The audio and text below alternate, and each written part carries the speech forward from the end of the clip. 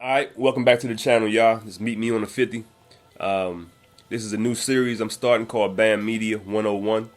Pretty much self-explanatory. This series will be reaching out to the target audience of any other schools or teams or anybody that's trying to start up a media team, or has an idea. They may want to start one and don't know how to get going, or they have gotten going and they got they need more. They need some assistance with just what's the next step on improving their sound, improving their video quality, just in general, whatever it may be. But this whole series will focus on that target audience. So I'll still be doing all the footage, the live battles and the cranking and driving, and my series on me improving as a mellophone player, all that. But this particular playlist and series will focus on building better media teams. So yeah, this particular episode will focus on improving the quality of your audio. Okay, what you're looking at right here is a sequencer. That's a DAW, a digital audio workstation, entitled Logic Pro. So this is Logic Pro. This is what I'm familiar with and what I've been using for years. Before I even got started with video, I was involved with audio engineering. I want to say back to 03, 04 when I was in the Marine Corps. That was a thing back then, man. Everybody in the barracks wanted to be a rapper or MC.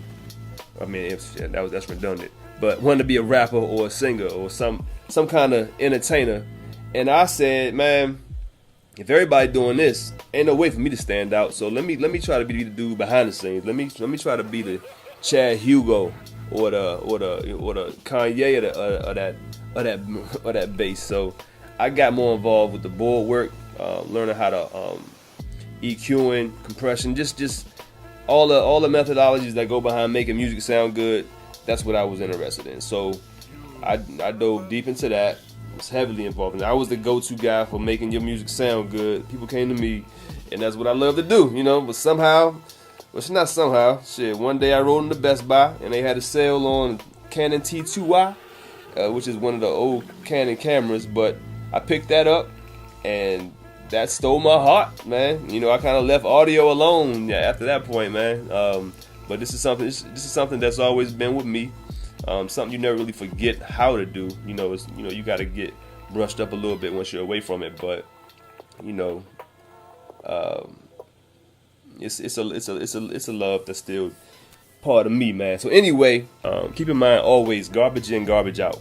Garbage in meaning you can't capture some distorted audio on from cell phone footage or some cheap microphone you got on Amazon for $50 or something like that, and then try to turn that into some great quality audio. It's not gonna happen that way. You can't sprinkle sugar on shit and think you can sell it. You can turn it into something other than what it is. It's still sugar coated, shit. So regardless of what we do, what we discuss today on this episode, it ain't gonna matter if you don't have good starting audio. So don't skimp on the microphones, man. And I'll get into that on a different episode on the best mics that I think you should go with for your band media team. All right. So I chose a clip that I shot down at Norfolk State University. So let's go ahead and jump into it. I'm gonna try to walk slow through. I gotta remember that y'all not used to this, so I'm gonna walk y'all through this as slow as I can. So here we go. Like I said, Logic Pro. So I always start with a basic 2-track project. All right. First is audio 1, audio 2. The way I mix down, and the mix down pretty much means your final, you reaching your final mix. Your mix down is a combination of all your tracks. This is only 2 tracks right here, but like I said, this can go all the way up to, I think, 32, 64. I'm not sure, it's maybe 64 tracks. I've never gotten to that many, but it's the mix down pretty much is the combination of all your tracks, all your instruments, all your layers combined to one final mix. So I'm only doing a 2-track mix on this project because that's all I need. My first track right here is always the track that's processed with effects, and the second track is always just the skeleton track, just the original track with no effects added to it. I always like to combine the two because I think it adds more meat to the final mix when you add some of the original mix to the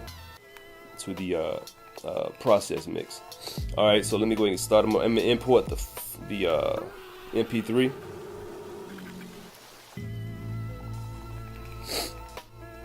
And like I said, we're gonna use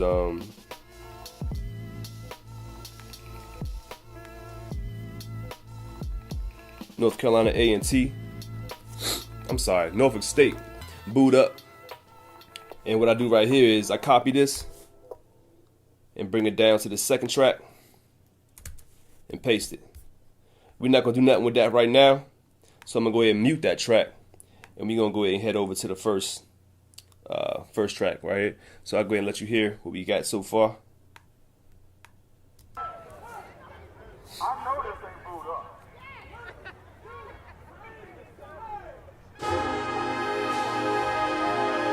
And keep in mind right here, this is the there's no effects added. Alright, so you can see it's just pretty much a good mix.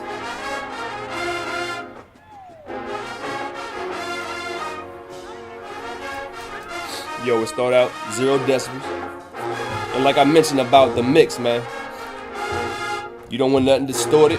As you see right here, this is the level that you're hearing. You see the numbers right here? So you always want to have your mix hitting no higher than 6 or 3. See this 3 to 6 right here? You don't want this level going past that. So honestly, I'm recording a little too soft. So what I'm gonna do is I'm gonna boost this signal up about 3 decibels. So now we at 3 decibels higher. You see where it's hitting now? It's a little too high. I don't want it above 3, so I'm gonna bring it down. It's about 2.5. Alright? So I always start just like that. Okay? So you get the levels to where we want them at. Now let's go ahead and head over to the effects section. Pardon the sniffling, man. I'm just getting over a cold. Alright, so when I start my track, you see on the left side over here, I already have my effects added to my chain. Okay? So I try to put them sequentially in the order that I go in. A few of them may be out of order, but it's all good. We'll work through it. This first plugin right here, a plugin basically is an effect that's either free or purchased, but plugin is an effect. You know, an effect is a plugin. So you have to add plugins in order to change and alter the sound of your audio. All right. So my first plugin that I always go with is my limiter.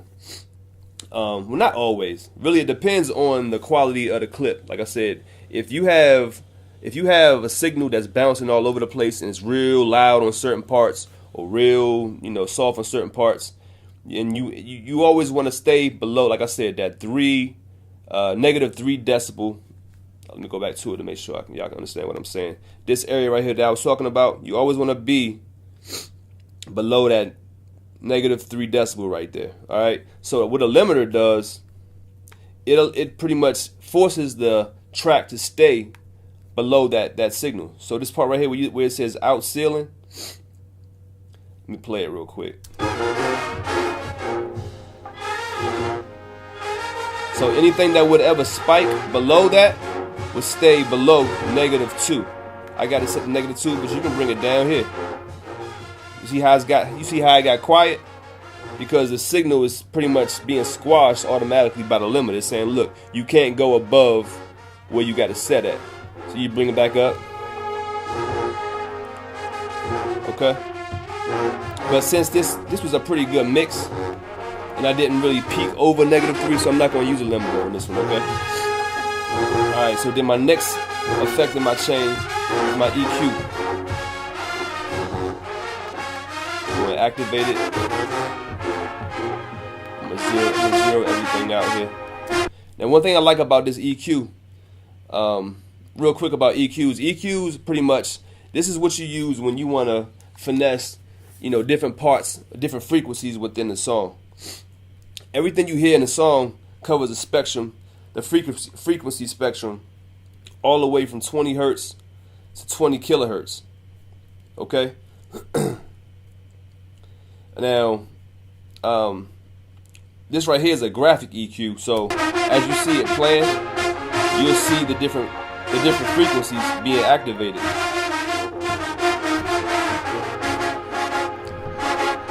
Okay? And the way I use this is that zero all this out. The way I use the graphic EQ is that, like for example, you see this thump right here?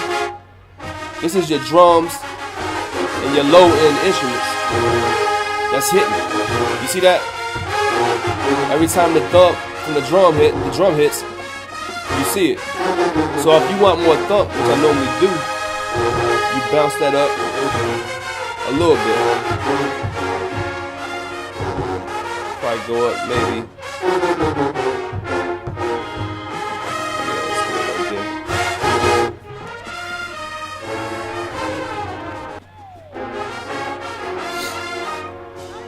It sounds pretty good, honestly.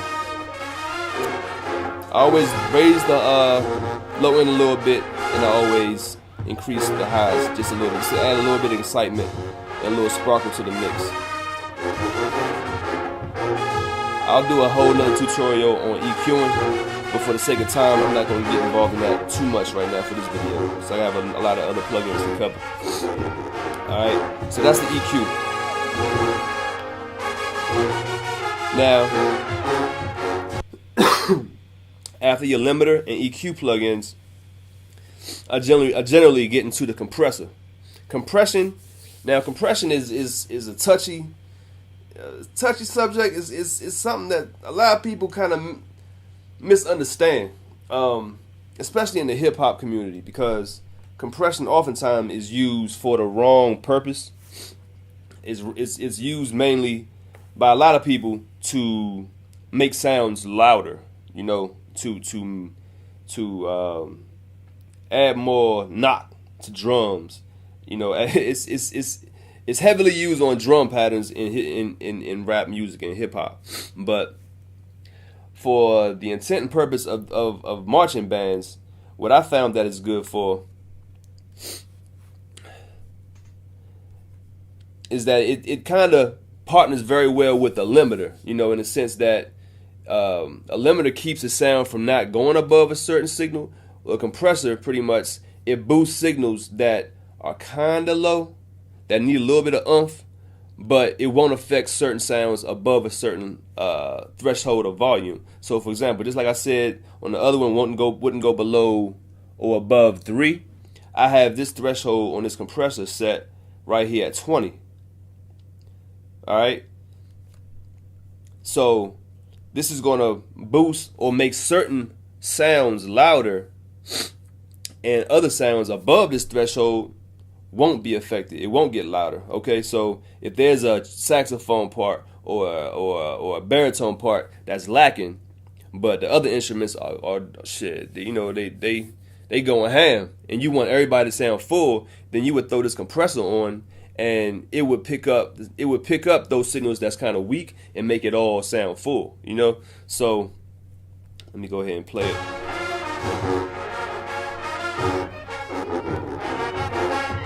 Generally speaking,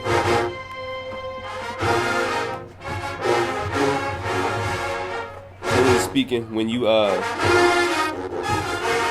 dealing with compression, you have an attack, release, and your ratio. Now your ratio, I'll just go ahead and start with that. Your ratio, you want your drums and your basses and your sousaphones, they sound best around a 2 to 1 ratio, about right here. But then your highs, meaning your trumpets and your piccolos and everything like that, they sound best in your 5 and 6 to 1 ratio. So to find a good medium, I'll put it right there in about right here. about 4.2, something like that. Now you're attacking your release up here. This is saying how quick will the compressor activate? You know, how quick will it activate once it you know it's the signal hits the compressor. All right, and the release is just the opposite. And how long will it take for it to let go, and how smooth will that release be once that threshold is not met? So I'll keep this at a good medium as well, just for the intents of this video. We'll get more in depth on that. I'll have a whole compression video later on, but I'll activate it, and so I'll let you hear the difference with and without compression. All right, that's without, and this is with.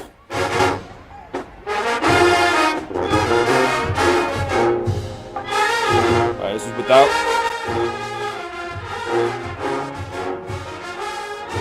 And this is with.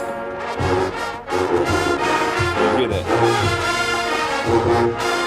All right. So obviously it balanced out the signal. Everything sounds full. Everything sounds good and loud, and the presence is there, right? All right. So then from there, actually I got this a little out of order. I normally go with reverb next.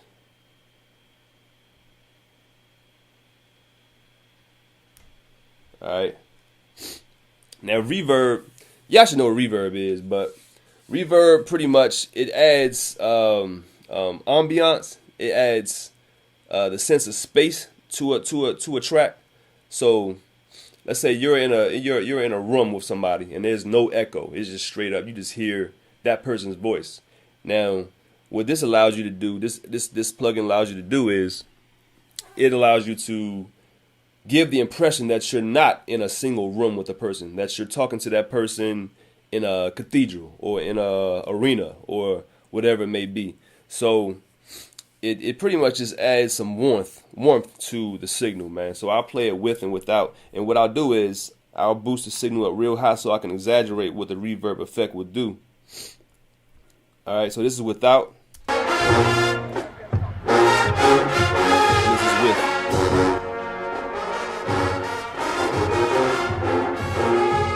Without and with. Alright, so obviously I'm not going to process it with that much reverb on it, but I just want to give you an example of how what it does to the signal. So what I normally do is I'll bring that down to roughly about 4 or 5% of wetness. Alright. And the only other setting that I will really mess with is the time or the amount that of reverb that will be added to the track. If this is all the way up, you'll hear how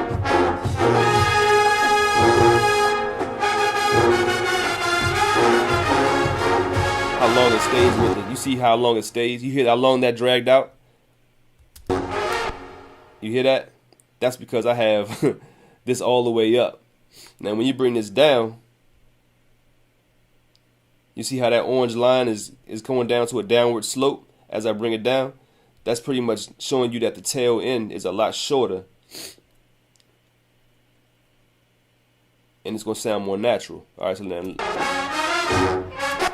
see how the tail is gone now? All right, so I want a little more on it. I want a little more reverb.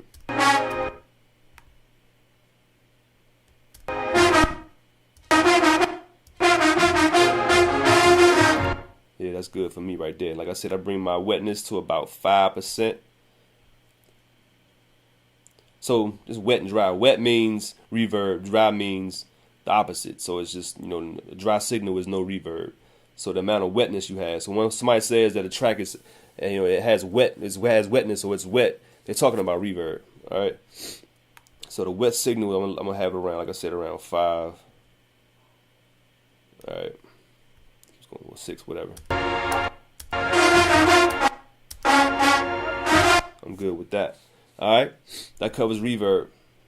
And then the last plugin that I'll get into is the S1 stereo imager. Now, it's pretty much self-explanatory, what I just explained. Stereo imager. It gives you the impression that what you're listening to is in stereophonic sound. I mean, like you're sitting in. Imagine you on a 50-yard line. That's the best way to explain it. Imagine a band is spread out across the field, and from 20 to 20, and you sitting right on the 50 in the stands, way at the press box. Imagine this now. Now just close your eyes and imagine how that would sound. You got a marching band, you got a full band spread across the field, and they playing right at the box. Imagine the stereo quality sound that you get from that sound. All right. So what this tool does, this gives you the possibility and gives you the option and gives you the capability to create that illusion or that sound. All right, so this is the track without stereo imaging. And keep in mind, this is including all the previous plugins that we've used so far. So let me go ahead and let y'all hear the dry signal without any plugins. That's without anything. And I'm going to add the rest of them in. All right.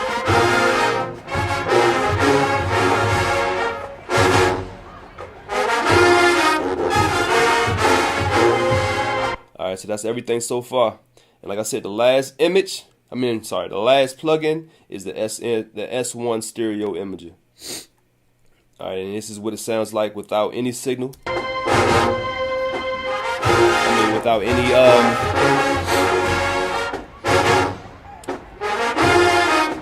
processing.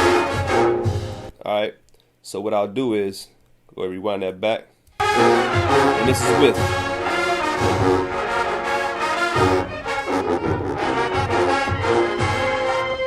Did you hear that?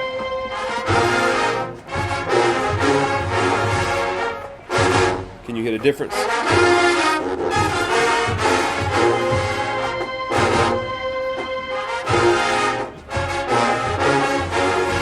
Alright, this is without.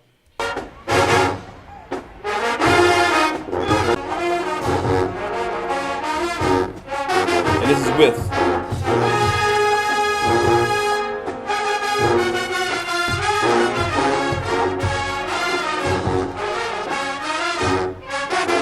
Alright, one last time without. And with.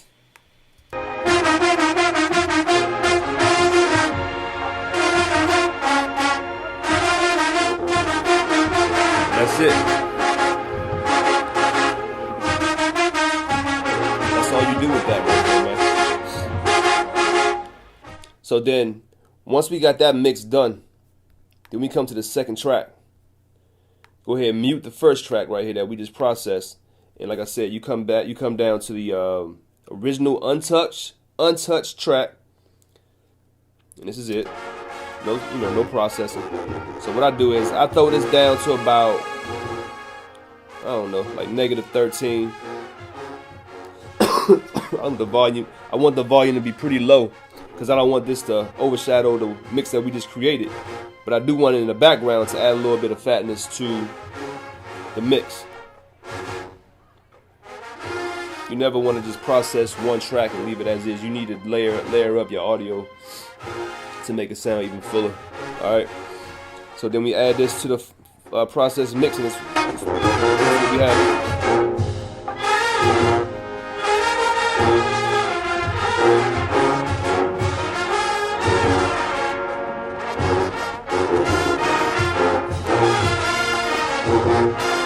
That's it.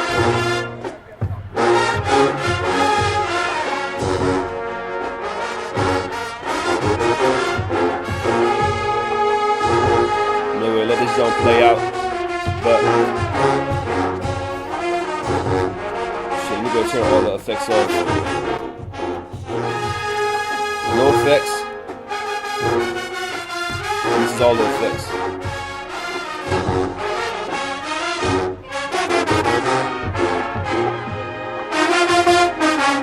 I think it's night and day. Actually, this second mix is a little too loud. So You never want any red shown. Maybe a little touch, but you never really want it to go above 3. Let's bring this down to about.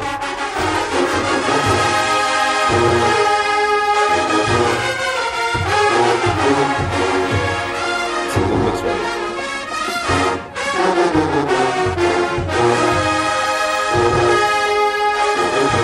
And that's it, y'all. Band Media 101. Any questions, man, leave it in the comments below. You want some new topics covered, send it to me on meet me on the 50 on Facebook or on Instagram, or you can leave it below as well. Make sure you subscribe, comment, like, share this joint. We're gonna keep this Band Media 101 thing going. Make sure you follow the series. Hit the thumbs up, hit the bell so you're notified whenever I drop a new video. Alright? Meet me on the 50. Out.